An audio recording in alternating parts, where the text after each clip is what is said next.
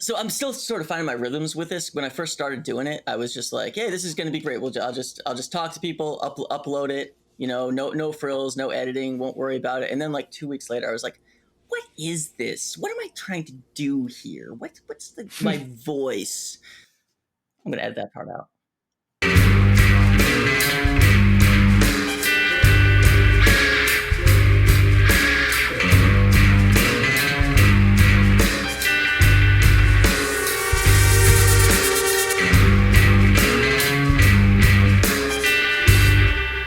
All right, you know what this is. It's another episode of Logic Guy After Dark, the chat show where I talk to my friends and enemies. I will let them self-identify who's who. I'm your boy Logic Guy. My guest today, controversial journalist and podcast personality, Jesse Singal. But I didn't invite him on to discuss Lisa Littman's research methodology. I wanted to have you on, Jesse, because I think you're one of the sharpest critics and commentators on media and journalism today. So I shouldn't announce that I've contracted rapid onset gender dysphoria. Man, I actually just listened to your I guess a debate with my friend Justin that you did back in July. Really illuminating conversation on that subject. Yeah, it's a fraught subject. I kind of walked away not like even sure what the disagreement, if any, was even about. It's kind of weird how that kind of works. Welcome to my world. Yeah, I don't think people. I'll speak for myself. I don't have like a great grasp of that, of like trans issues. Most of it, like I could maybe go through the basics, but like you get into like the specifics and I'm confused. Yeah, some of it gets a little bit, it's complicated. It's like any other area of psychological science, so it's tricky. But we don't have to talk about anything you don't want to talk about. Yeah. There was one part that sort of like I think you said it, and it did a good job of like cutting through the bullshit. You're talking about like either desistance rates or the other one. I can't tell them apart. I don't know. But you're like, the point is that it's not 100% and it's not 1%. So, or it's not 0%. So that necessitates the same answer. And it's like, when you think about it like that, you're like, yeah, most of like the nuts and bolts, most of like the argument we do, it's kind of beside the point. Yeah, I stole that from like a clinician I really like, but I always thought that was a good point and a good way of putting it. A very good way of putting it. Yeah, it's weird that you can have a convo with like Justin, who's like very pro-trans rights, and it's like very friendly and like most agreeable. And then you can have a convo, because I've heard your appearance on the Quillette podcast with John K. I forget, was Deborah So in that episode as well? No, that was just K. Right. So you can like talk with him, who's like, in my opinion, on a very different end of the spectrum there. And it's like, there's not that much disagreement. It's weird. I don't know what to make of that. No, but the whole point of like a lot of people build sort of careers as online personalities by trying to pretend there's massive disagreement between them and their enemies, which is part of the reason when like some of these people fuck with me, I'll just ask them like, what do you disagree with me about? And, anyway, if we're not going to talk about this, we're not going to talk about this. But it's just, it's sure. Frustrating because there's often not much actual disagreement. Sure. Before we talk about journalism, we got to squash some beef. Mm-hmm. You know what I'm gonna talk about. You know what I'm gonna say. Yes, the whole ownership issue of the blocked and reported trademark. Let's not say ownership. Let's not worry about that. But just the name blocked and reported. How'd you come up with that one? So we asked when Katie and I were starting this podcast back, fucking March, I guess. Like lockdown had just started. We asked people on Twitter what it should be called, and two different people said blocked and reported. Katie did a search on Apple Podcasts and the other main, podcast sites, and this was unclaimed, which is why we took it. If at the time we had known that you had a podcast with that name on SoundCloud, we would have gone a different name. But in our defense, I thought it was a good faith effort on Katie's part to make sure the name wasn't taken. And I hope this will not, salt the earth of our rapidly blossoming friendship. Sure. Yeah. Well, you do in episode 2, you do refer to me as your buddy Logic Guy, which I just wanted to take the time and say that I found that to be creepy and inappropriate. Yeah. Just because we met in a convention once doesn't make us friends. I shouldn't buddy. have posted those photos of us. Sorry about that. Yeah. I am really looking forward to that episode of Blocked and Reported. I of the fake Blocked and Reported. I do gotta admit, I don't remember you putting that question up on Twitter, but I do remember way before that you asked your followers to name your I guess your Substack. Yeah, I don't have any ideas of my own, so I just have to steal everyone else's ideas. Yeah, and I submitted one, and you quote tweeted it, and you said, "I don't like to say there's any such thing as a bad idea, but this is literally the worst idea I've ever heard." And now you're using my podcast name. How ironic! What was the newsletter name you suggested? Single source of all truth. Yeah, no. Absolutely not. Come on. You don't like it because you're not a programmer. If you were a programmer, you'd love it. If I was a programmer, my whole life would be very different. So. You'd be like, "This is fantastic. This is what a great play on words." It's actually a good name for a journalist too. I would think. Single source of maybe I'll steal this one from you too. It's too late because my podcast partner and I, Kyle, are renaming the original Blocked and Reported to Single Source of All Truth tomorrow. So it's gone, buddy. Oh wow, you missed it. It was either that we had two options. We had that one, and then we had the Jesse Singal, Katie Herzog White Power Hour with Kyle and Dan. Right. Yeah, that one. The other one we stole from you. Right. Yeah, it was between those two, but the first one's just a little snappier. Yeah. So that's what it is. So anything else you want to say about your theft of my intellectual property? Yeah, I mean, I think it'll go down as like sort of one of the biggest crimes in human history. It's like 9/11 if 9/11 had actually happened, basically. This time the Jews really did do it. Yeah, I think you're Jewish and can say. Wait, can you say that? Are you Jewish? No, I'm not. I'm not Jewish. I have a lot of friends though. Canceled. That's the other thing about your podcast. It's like our Blocked and Reported, but just like with 4,000% more I identify as a helicopter jokes. I don't do the wait, we do that or you do that? I'm saying you do that. No, the helicopter joke, I don't like that. The helicopter joke is like played out, and also, no, okay, we do talk about identity, but I think we... Like right there where you were like, oh, canceled? Or like, canceled, right. Yeah. Triggered, right. Triggered much? Yeah. It's like, it's sort of on brand for you.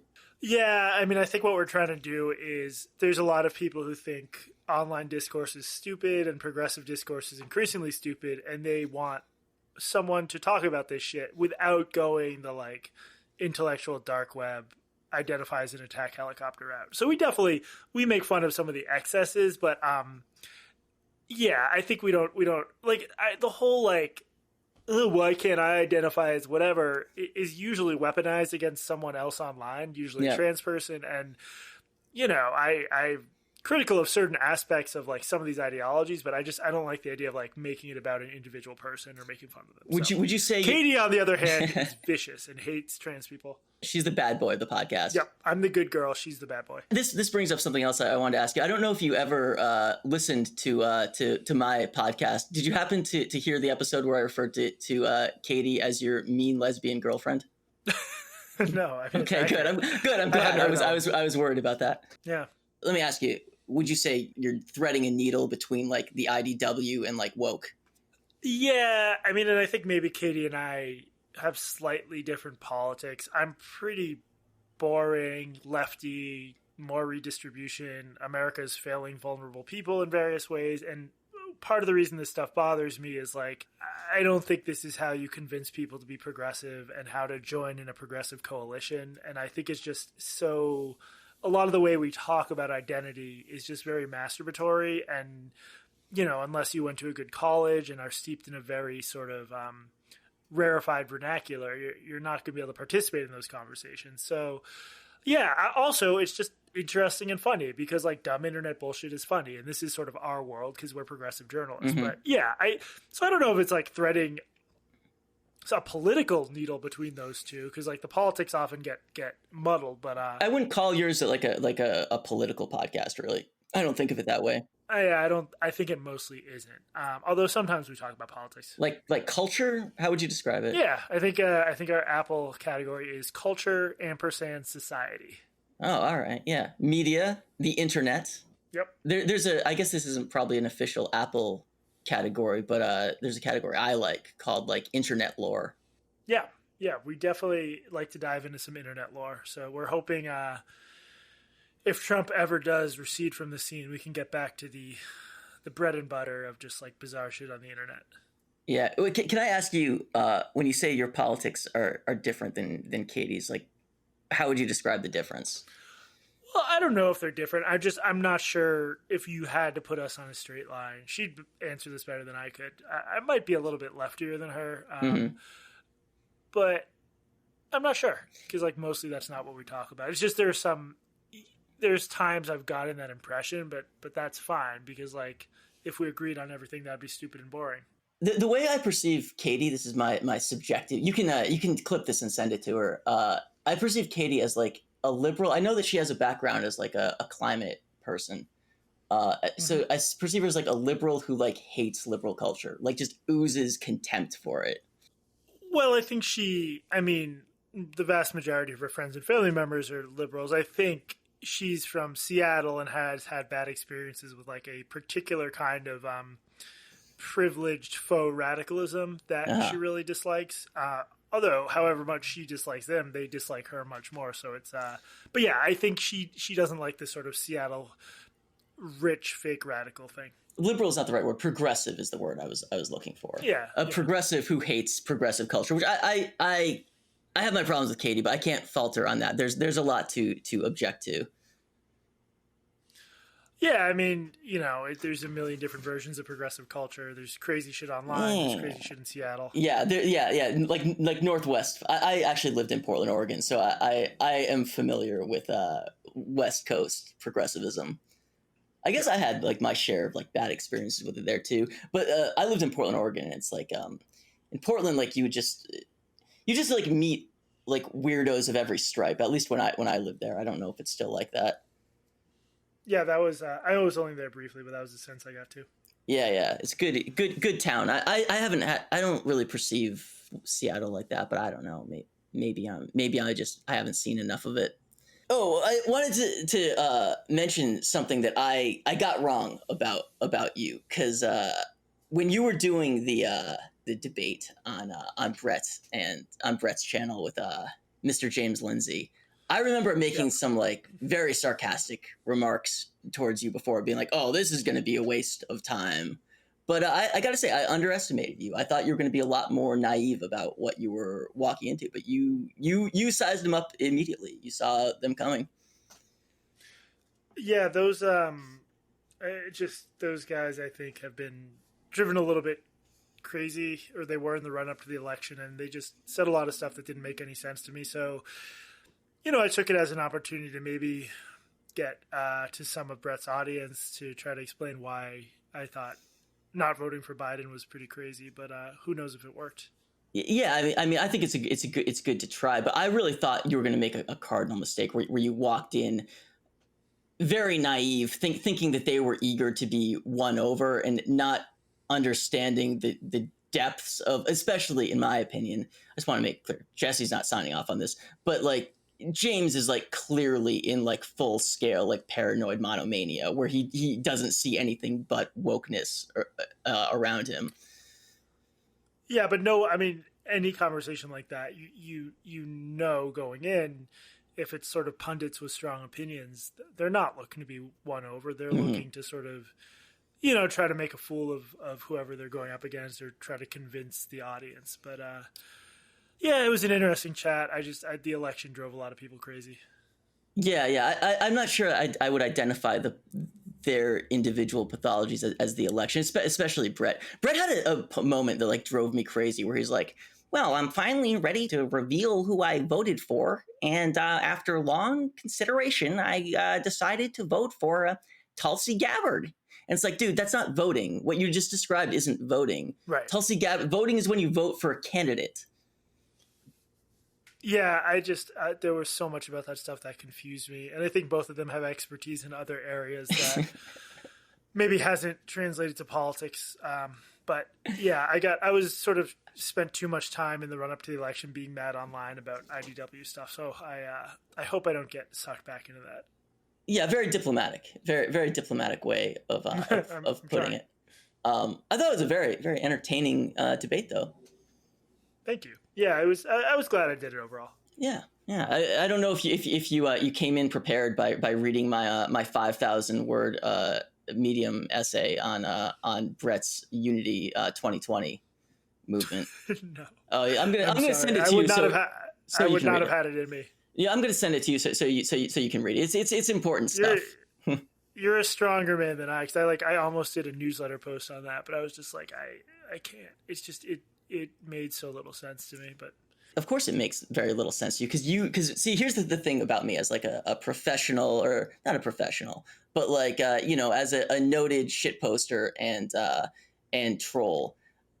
I build a theory of mind about my subject. So when I sit down to like study Brett Weinstein to shitpost on him, I don't just like say, oh, you're an idiot. Like I get into his mind and I understand the thought process that results in what he does. So that's why, if you want to understand that stuff, you should have read my you should have come to, actually, this is true. Several people, journalists who did write articles about did publish articles about that movement, actually did reach out to me on Twitter for like basics about like where to get started. And I like to think that oh, I helped nice. them and pointed them in the right direction. But I have to say, everyone else failed. I'm the only one who actually like cracked the nut of that and actually described Of the course, pathology at work, because they you're the didn't. one nutcracker. Yeah, because they didn't follow the logic guy method. You got it. The 36-part logic I method. Yeah. So all right, I won't hold you in the hot seat anymore. Consider beef squashed. I'm not saying we'll change our name, but consider it. You came on my podcast, you talked to me, so we can consider the blocked and reported beef squashed. Yeah, let's consider it like an unsteady truce, but a truce nonetheless. No, it's a steady truce. I'm saying so. A steady truce. I'm sorry, a steady truce. All right, excellent.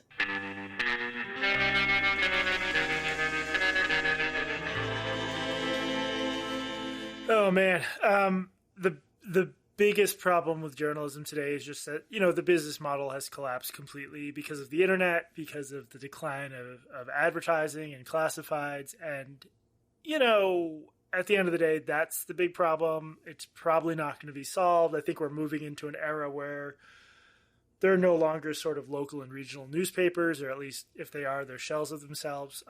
So that's like the main thing to keep in mind. And then, in my view, in part because of that, in part because of social media, and in part because of Trump, like a larger and larger subset of progressive writing is just like completely unreadable and is really written for a tiny slice of the country with a particular brand of fake radical politics. And I think that's unfortunate because I want progressive discourse to be a lively and an interesting place. I know exactly what you mean by like just being like, it's gibberish to me. I was just for research on another podcast, the Tim Pool podcast that I just did. I went back and I watched this documentary he worked on in 2015 about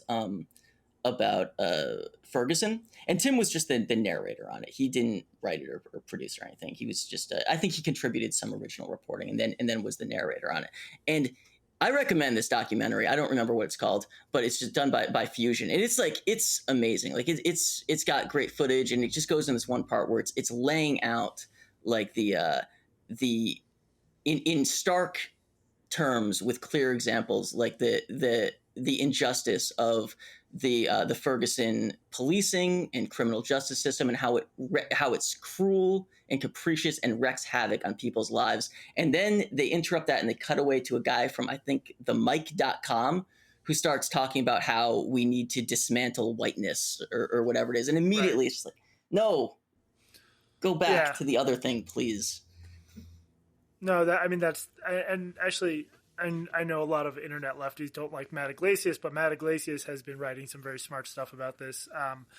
It's sort of like it's becoming a little bit of a circle jerk, and people sort of stuck up their own asses, and that's not good because I want there to be leftist opinions expressed. I want so like it's good that we have like a stronger socialist movement, albeit still a weak one. I say I'm not a socialist, but for the sake of a thriving democracy, I want among the other factions there to be very strong leftists and socialists. But what's going on in a lot of progressive media now, it's not even right to call it far left. It's just this very weird, very online, like, you know, we're going to get obsessed over Dungeons and Dragons changing their so-called racial bonuses system. This is not shit that, like, I don't think this is shit that working people care about, or that most working people care about. It's or like even understand. Or even understand.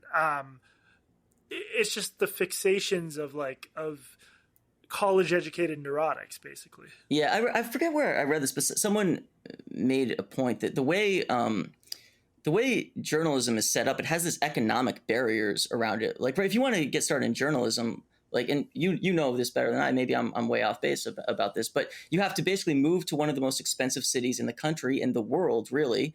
And in a lot of cases, you've got to work for free as an intern for a year or maybe even 2. And what that does is it makes sure that journalists come from one particular economic enclave and bubble. And this is the result of that. I mean, I've mentioned this before. That's like a huge. I wish there was data on this. I don't think there is. I bet that even as journalism has gotten more racially diverse, which is important, I bet the average wealth of, like, you know, the entry-level staff at a publication has gone up, their family wealth, because it used to be that, you know, you could be just a high school graduate and go get a job at, like, the Nashua Telegraph in New Hampshire or whatever. There were millions. It was a blue-collar job. Journalism used to be a blue-collar job. Yes, and being a blue-collar job, it necessitated getting drinks with, like, the police department and getting to know the inner workings of the city council. And you had to sort of exist in the real world to do your job well. These days, not so much. Those jobs are all gone, and, like, the 22-year-old entry-level position is like a producer at Vox or BuzzFeed, and it's just very different. On a recent episode of a podcast I was listening to called Blocked and Reported, you and Katie talked about this. I don't know, some article about the New York Times Slack channel, and they made a similar point to that you know, like they went in and hired a bunch of you know, more diverse staff, but it led to less diversity, at least in, like, the, you know, like the millennial and earlier segment of the staff. It actually led to, like, more I guess viewpoint homogeny. Well, that was an interesting case because they actually hired for, like, engineering positions sort of idealistic young people from places like Google and Facebook who just didn't have the same idea about what journalism should be. That's the main beef I have with a lot of other progressive journalists right now, is, like, I think progressive journalism always has to be a little bit separate from activism or advocacy, and a lot of people just disagree with that. But if we can't provide that value added, what's the point of what we do? You know, when people talk about this, they use really, like, kind of vague sort of language, like woke. Oh, like the woke journalist versus the Barry Weiss calls it the liberal journalist. And I've been looking for, like, something more specific that actually lays out, like, what are the specific like ideological and journalistic differences between these two generations of journalists. And I think the guy who's probably, I wouldn't say he's done a lot on this, but probably the guy who's done the best to, like, sort of, like, present a manifesto of like insurgent journalism is Wes Lowry. I don't know if Wesley. Oh, Yang or Lowry? Oh, you're saying Wes? Yeah, Yang from the other side. Wes Lowry did this sort of moral clarity side. That was the worst question you could have asked, because I always confuse those guys and say the wrong one. So you gave me a heart attack right there. Well, they're not the same race. No, I know. Yeah, so, I mean, Wesley Lowry wrote a column basically calling for quote-unquote moral clarity. Well, which one? Are you talking about the recent one in the New York Times? Yeah. Yeah, okay. I guess, I mean, I had a lot of thoughts on that. I'm not opposed to moral clarity, but I also think, like, your job as a journalist is to illuminate the world and to reveal complexity. And at the end of the day, if you find out a bad guy's a bad guy, say he's a bad guy. But the process of how you get there has to be very careful, and there has to be a lot of humility to it, because a lot of the time you might enter a story thinking one thing happened and then find out another thing happened. And I don't. What worries me about Wesley's account is like there's no shortage of moral certainty among progressive journalists these days. I don't think that's a problem, at least with our generation. I think he and I are around the same age. So I'd rather have people have a little bit less or try to inhabit a place where they're not thinking about the world in terms of moral clarity, but with a little bit more of an inquisitive attitude. Did you read Matt Welsh's in Reason.com, his like response to that? Yeah, that was over the summer, I think. Yeah. Because he tried to take it apart, and I actually just reread it now, and I think he really missed the mark with it. I think he sort of, I think I agree with what he's trying to say about journalism, but I think that that Lowry, I think he did a good job of steel manning his case and presenting it very carefully. And I think, what's the guy's name? Welsh. Is it Welsh or Walsh? Matt Welch. Yeah, Matt. There's a different Matt Walsh. It's Welsh. Right. There's a bunch of these Matt W guys. So I got it wrong 3 times. But anyways, I think he's sort of forced to kind of straw man him. I think Wes does something really smart, which he takes a problem with the objectivity model, which we all know is true, that there's no such thing as real objectivity. Journalism isn't doing objectivity. We all know this. We just use that word when we mean something else. And that is actually a really salient point. And once he uses that works as a wedge that sort of brings the other stuff in there. I agree that objectivity has been misused, but the example I often go back to is like the Covington debacle. Mm-hmm. And to me, that's an example of where objectivity could be useful, because I briefly went like JFK conspiracy theorist on that, watching the fucking long version of the video, watch it like second by second, because I really wanted to know what had happened, what had precipitated that face-off, that famous face-off between... So you broke it down frame by frame? Yep. True paranoid conspiracy theorist. But no, I mean, if you watch the video carefully, the kids are being rowdy. They're in a closed circle, and the Native American protester, I'm forgetting his name, he enters the circle banging Nathan a drum, Phillips. And that's what's...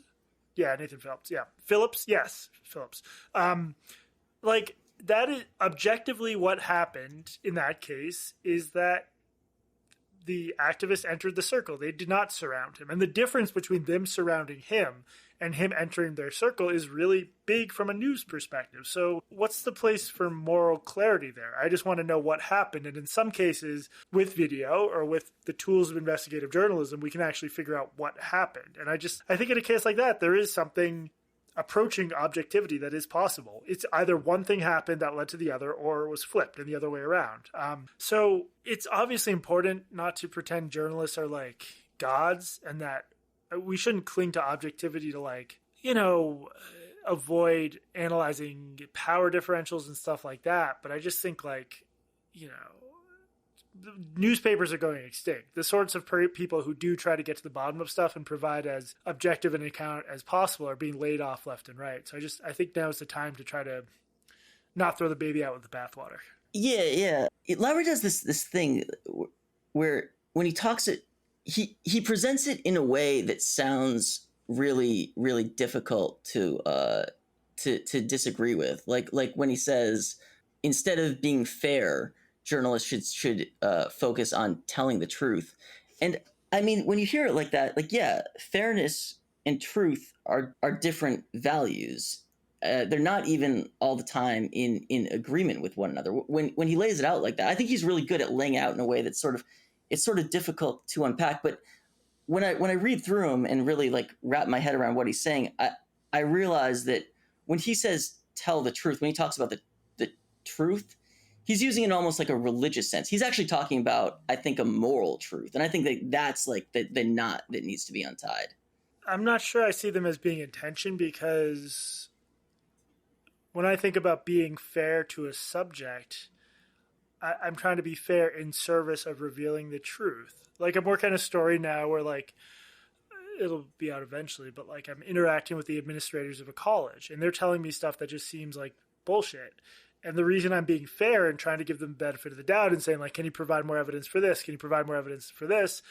I'm being fair because I really want to make sure I get it right. I want to make sure I don't misrepresent their position.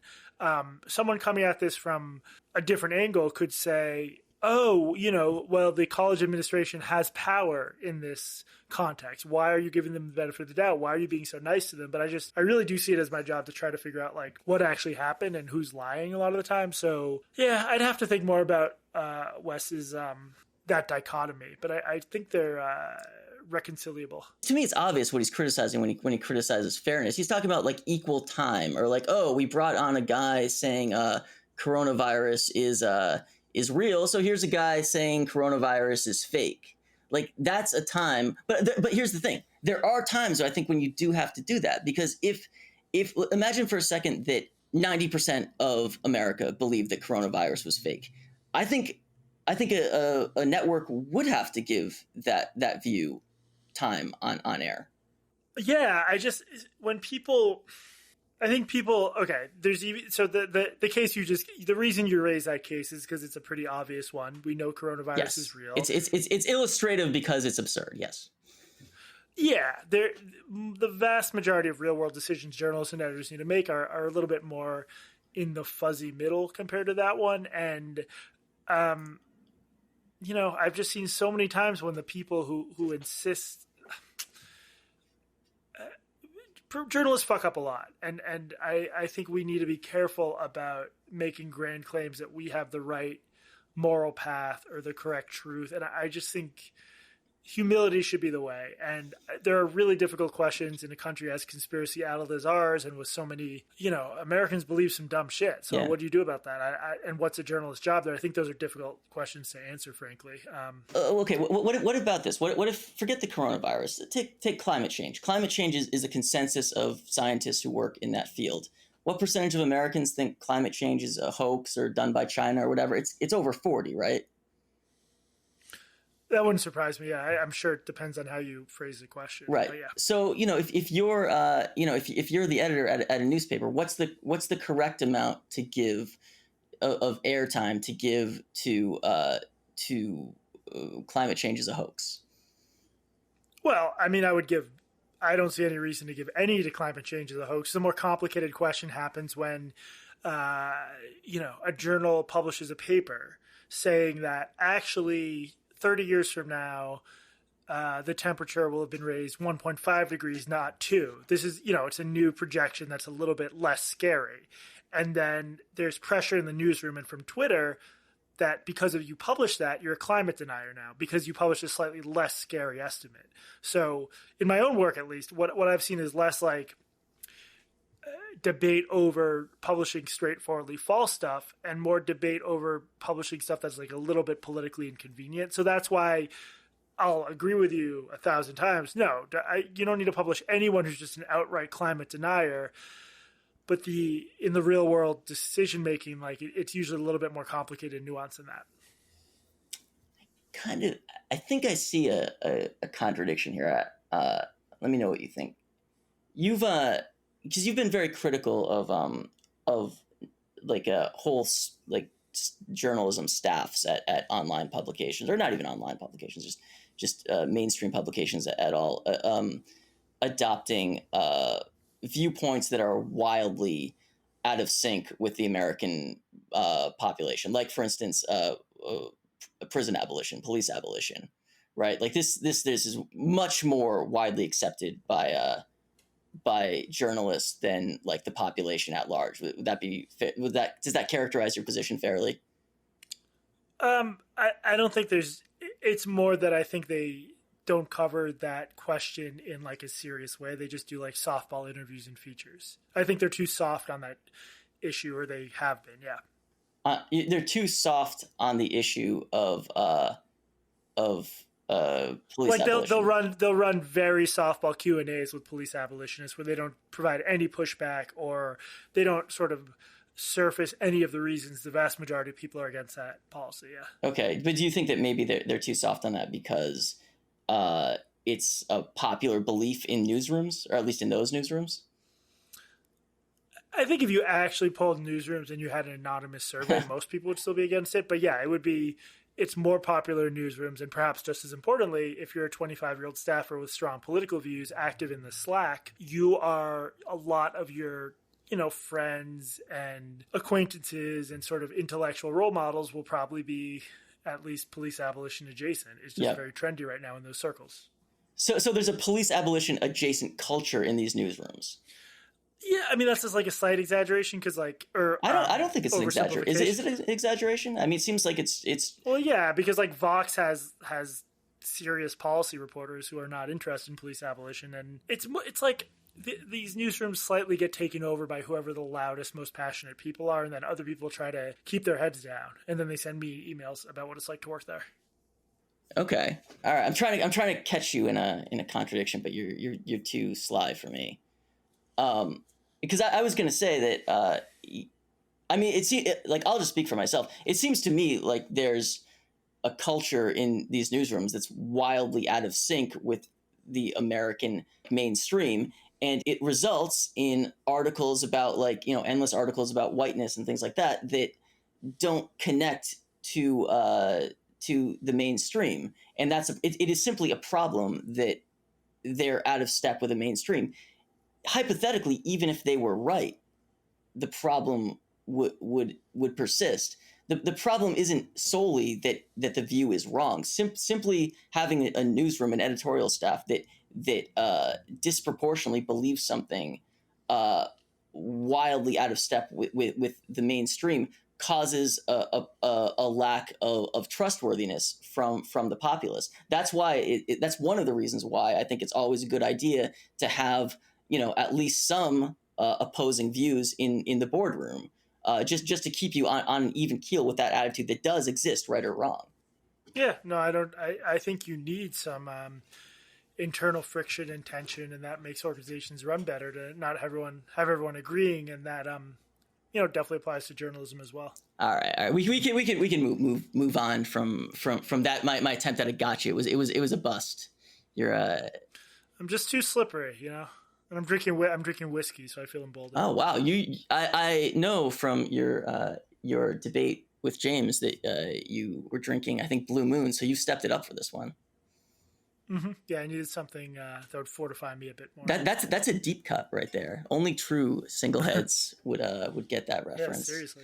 So I've had a hard time with the Tom Cotton editorial and figuring out where I land on it. I have some really contradictory thoughts on it. I'll maybe run them by you. See, you can straighten me out on it, right?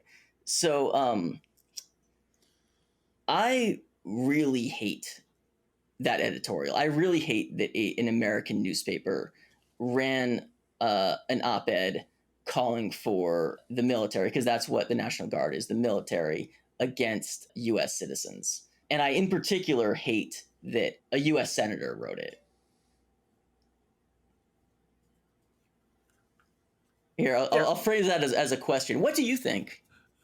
No, I mean, I thought it was a pretty bad editorial. It was reflecting a view that is pretty widely held, including by African Americans. I think 37% at the time of African Americans were in favor of like the National Guard or the Army being called in situations that had gotten out of hand. What made Tom Cotton's op-ed a little bit more to the right was he was saying, even if the governor doesn't want the National Guard called in, the Fed should just send them in anyway, which would be disastrous. I thought it was a bad editorial. I did not think it rose to the level of endangering time staffers. I think that was that's total bullshit. That's so. If you want to talk about points of real disagreement between the different factions in journalism, mm-hmm.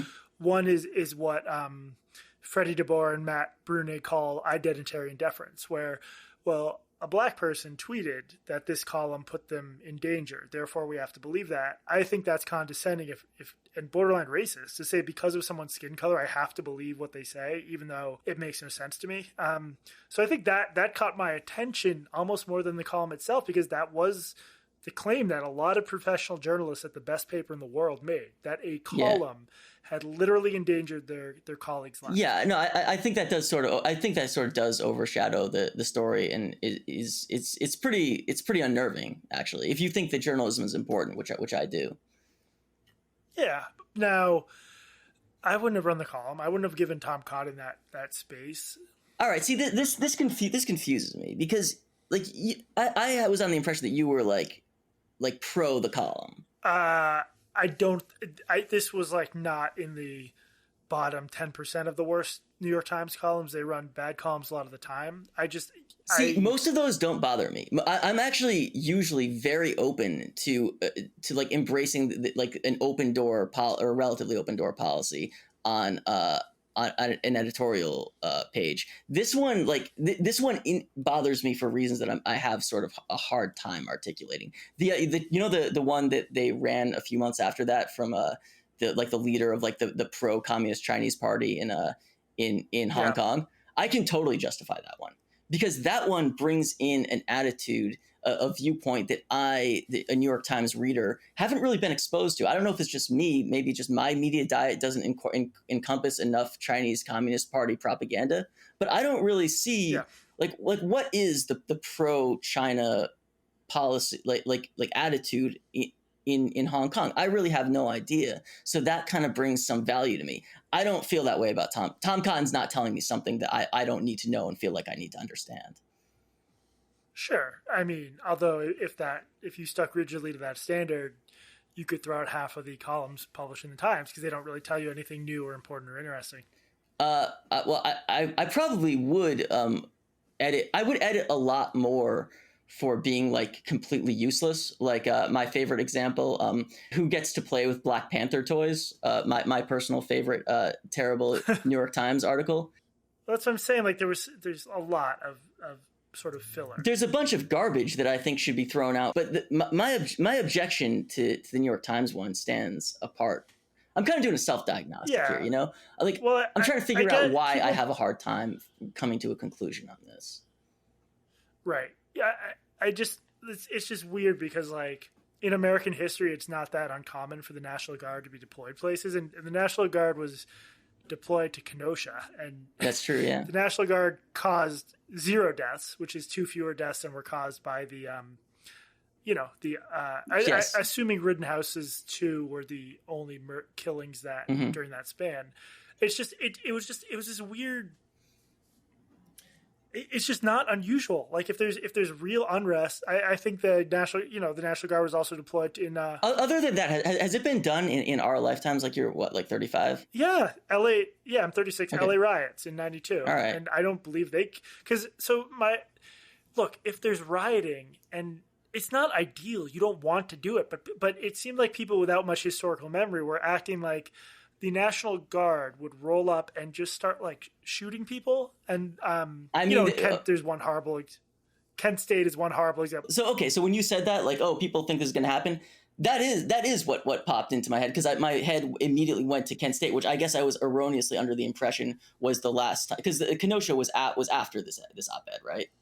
I'm sure it's happened. Yeah, I'm sure it's happened. It happens a lot of the time. You just don't hear about it. So it happened in LA, which were some of the biggest riots of the late 20th century. I don't believe, because what I'm saying is like rioters just go home when they see like people in tanks. They just go home, which is why I would not bother making this argument. It's trollish, but you could almost argue that it's safer to have them there than fucking like trigger happy, bad NYPD cops. Like it wasn't clear to me that this was actually a policy that would put people in danger. I just think like you just don't want that to happen common, obviously, because we're not China. You don't want tanks rolling in the streets of American cities. It is a thing that happens from time to time, and it happened not long after the column. So yeah, I'm a fascist. What can I say?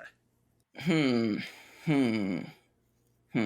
don't know. I feel like on the one hand, it's stupid. Well, maybe it's not stupid. I don't know.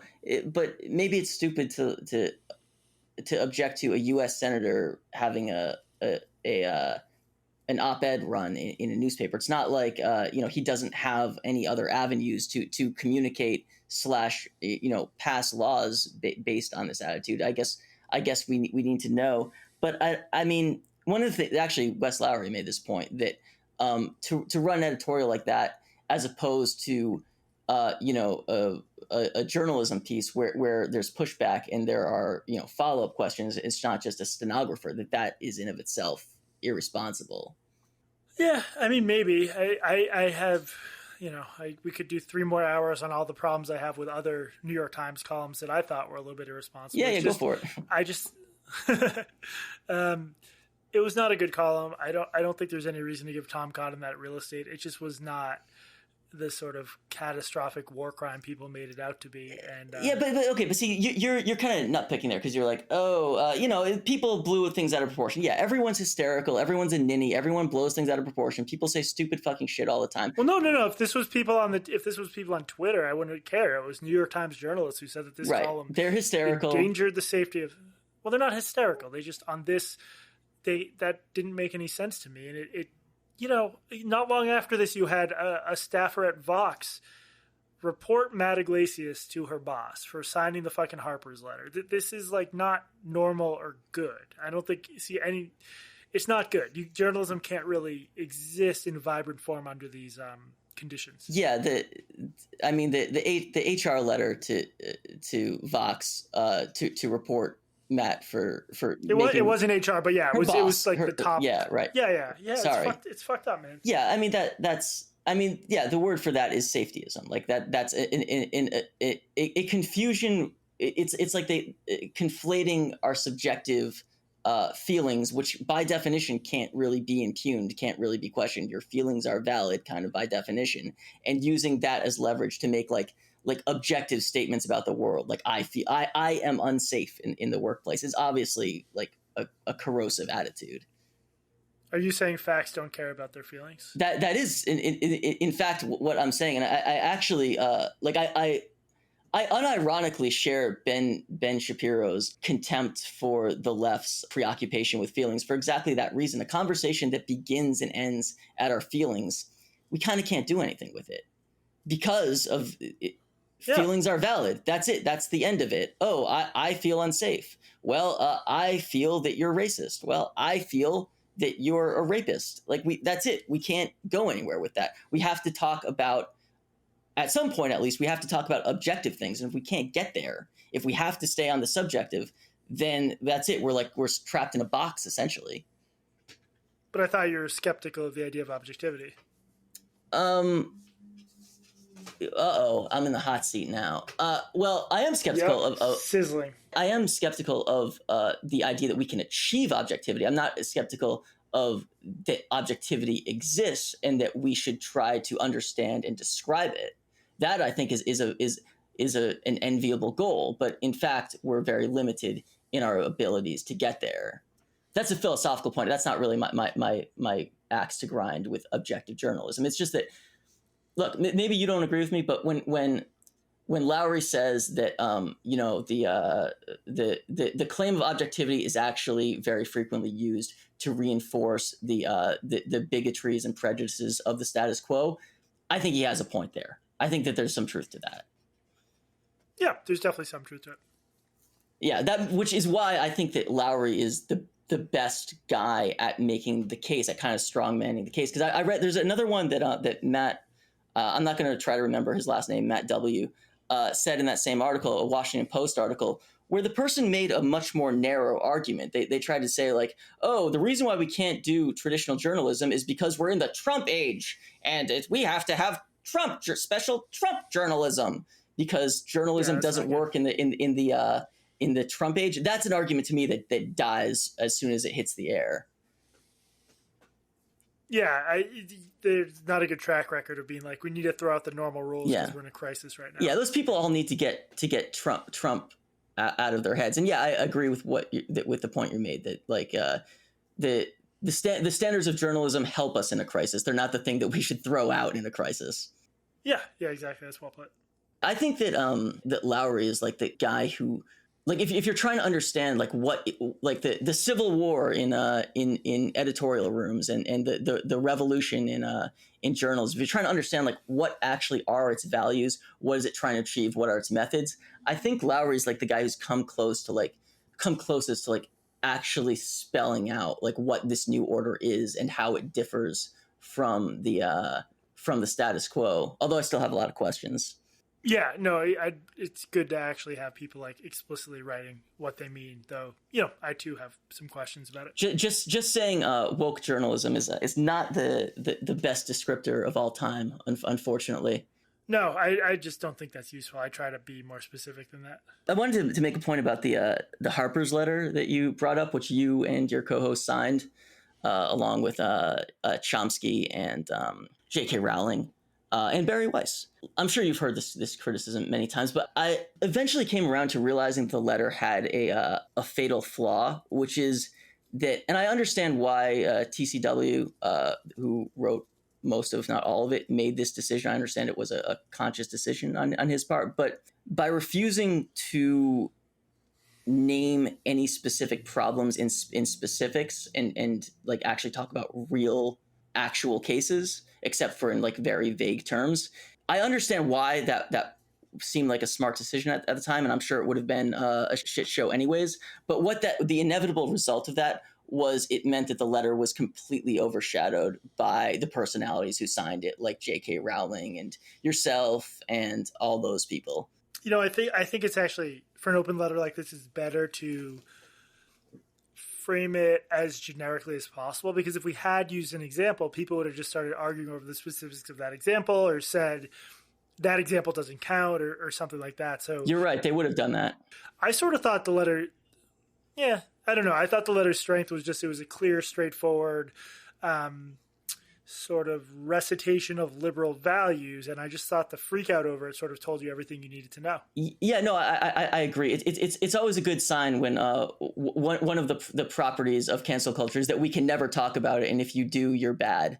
That's sort of to me like a warning sign. Like, okay, we actually definitely do need to talk about this then, if the rule is we're not allowed to talk about it. Yeah, it was just sort of a crazy giant freak out, and I participated in the Twitter bullshit more than I should have, but it must have been like pretty frustrating when I think it was actually a mutual of mine who tweeted this, who said that the whole thing was a dog whistle for anti-trans propaganda.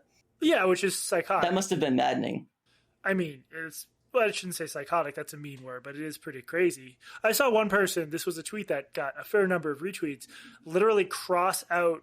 That's the one I'm talking about. And then but that's fucking, I mean, okay, so if you say, I think that's a mutual of mine, if I remember correctly. If you say I like sunshine, and then I cross out sunshine and put Hitler, and I'm like, wow, I can't believe you said. I mean, it's clownish. Like, we signed the letter with the words that were on it because of those words. But hear me out here, because I originally agreed with what you said before, that by not naming specifics, you don't get bogged down in people just have a problem with those specifics. Well, but that's actually not the biggest reason to not name specifics. The biggest reason is it's 150 signatories or whatever, and a lot of political disagreement on that list. So the idea, it's unlikely you're going to come up with Barry Weiss would have canceled a lot of people from that list if you had gotten into specifics. You were not going to get the consensus you needed if you got more specific. That's the trade-off of getting 150 names, including a lot of big ones, and then small ones like me and Katie.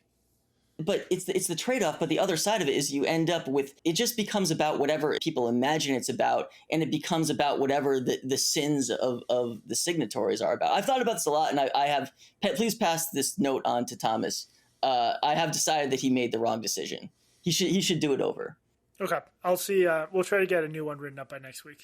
Excellent, and you can please send it to me, so I would like to sign it also. Absolutely. Cool. Like for instance, like I came to this conclusion because I was the guy in I run in pretty left circles online.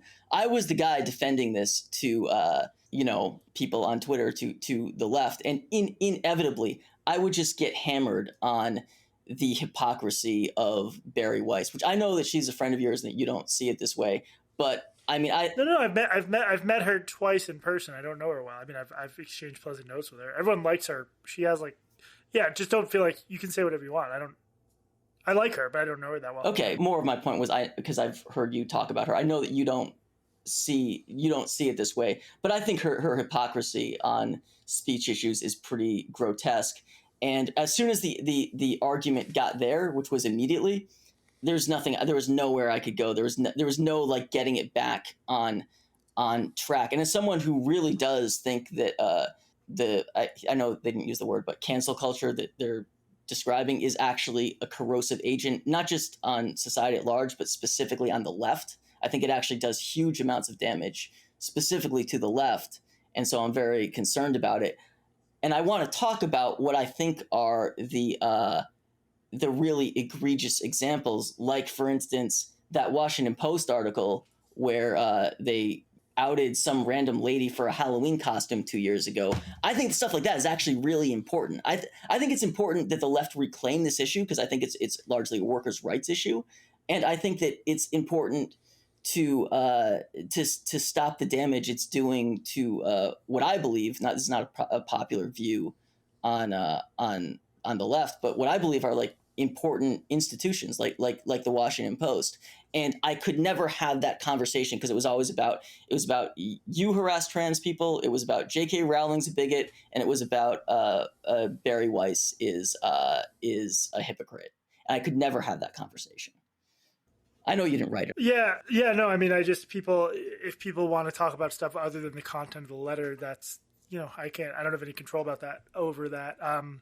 Yeah, there's a large number of people online, or not a large number, a small but loud number, where it's just like they're not worth engaging with because they don't seem to have read the things they're. Yeah, but those people are all of my followers, though. I mean, dude, I mean, kind of like a very left wing enclave of Twitter. Well, but I've had a lot of trouble. When people get mad at me, if they're not so obnoxious I block them, I will ask them to explain to me what it is they disagree with me about. Like, yes. Just point me to something I've written that you disagree with me about.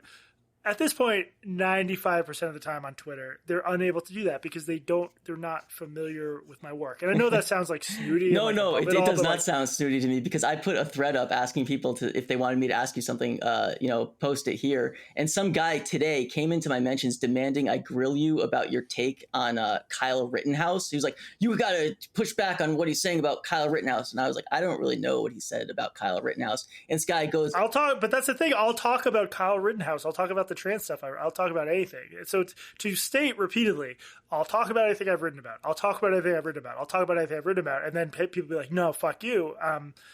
This guy had confused you with someone else. Oh, I did have a Kyle Rittenhouse hot take yesterday, so I figured it was related to that. Oh, what was your Kyle Rittenhouse hot take?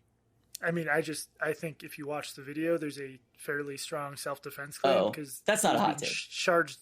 Okay, maybe that's not a hot take anymore. It was over the summer. I actually know some like fairly left-wing people who made that. I mean, it's kind of not even controversial since someone else fired a gun first. Like, that's just a fact. Yeah, he's getting chased and he hears a gun go off behind him. Look, he never should.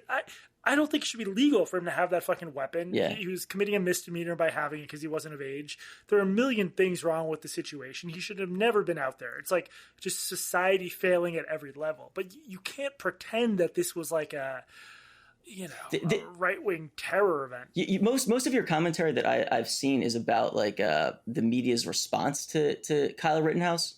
And this guy who wanted me to grill you on it, he didn't quite understand what you were. That's kind of condescending, but it's true. He didn't see the distinction between you criticizing the media and you defending Rittenhouse, which until today you hadn't really done. I don't know. I don't know very much about what you said about Rittenhouse, to be honest.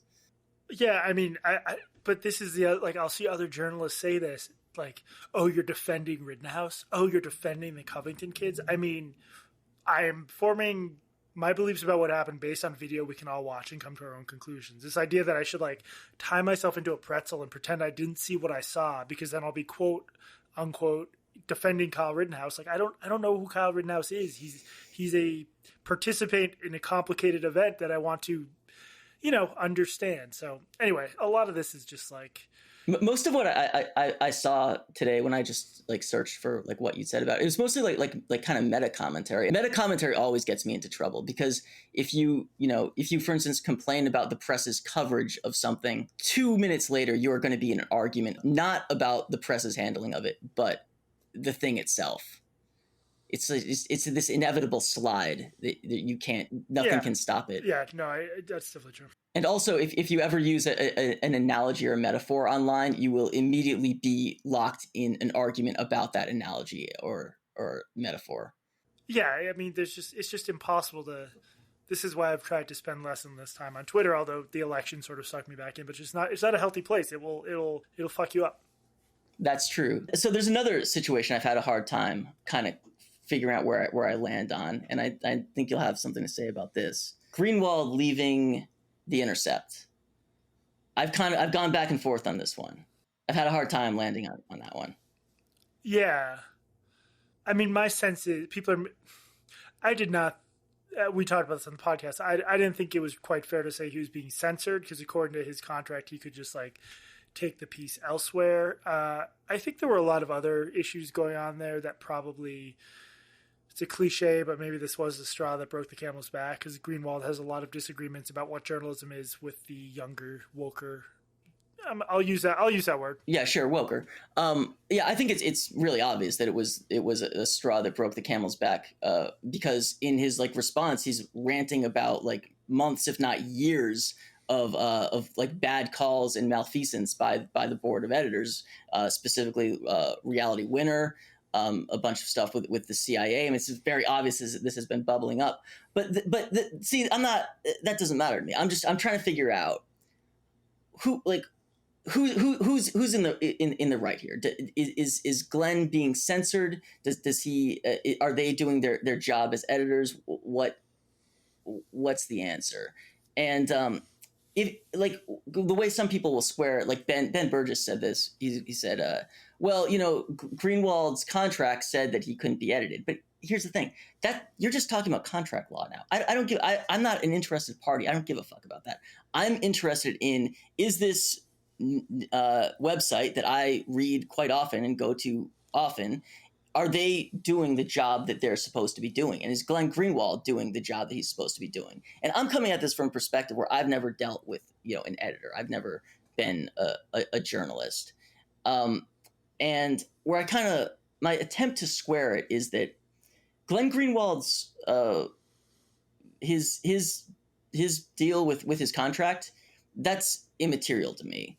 And I think that if there was stuff in his editorial that didn't pass the mustard, I think the editor should step in. And I mean, I didn't follow that Hunter Biden story very, very closely, but I read his article and it was very like Tucker Carlson friendly.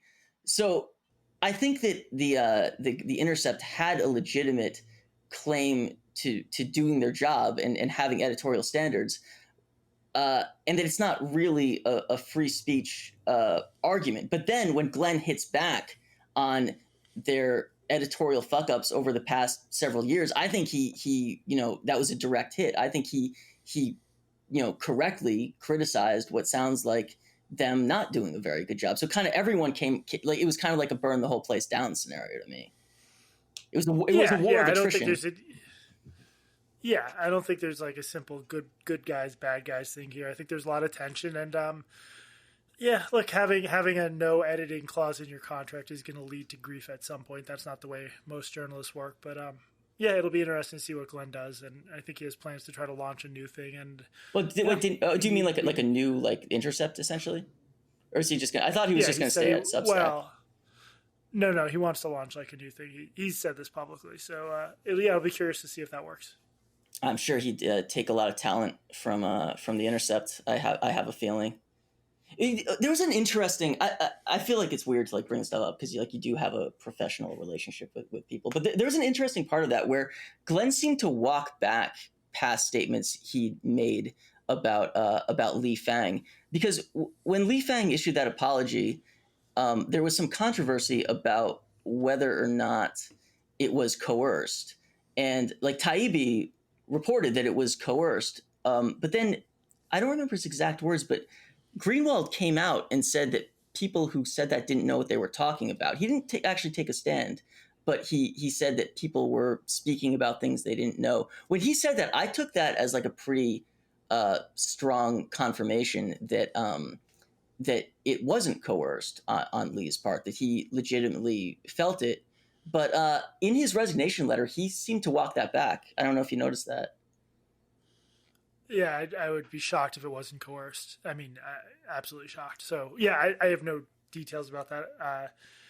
It seems pretty obvious to me it was coerced, but I mean, I would have thought so too. But when Glenn came, like, I wouldn't think Glenn would carry water for the Intercept's like HR department. So would he, like, that kind of convinced me that it wasn't covert when he came out and said that. It was just a very odd reversal on his part. Maybe it's not a reversal, but just an odd. Hard to reconcile those two statements for me. I guess they didn't jump out to you. Yeah, no, it just didn't. Maybe because I was focusing on other parts of the letter. Sure, but it sounds like I'm curious about that now. I'm going to go back and read it. You should definitely go back and investigate it and write a Substack article about it, crediting me, Logic Guy. There you go. All right. I mean, we've gone on for like over an hour. We don't have to keep going. Unless there's stuff you wanted to talk. Jesse, is there anything you would like to talk about? No, dude, thank you for having me on. I have a book coming out next year on psychology gone bad, TED Talk stuff called The Quick Fix. Look for that on Amazon. That's the name of my new podcast, Jesse. What the hell? It's called The Quick Fix by Logic Guy.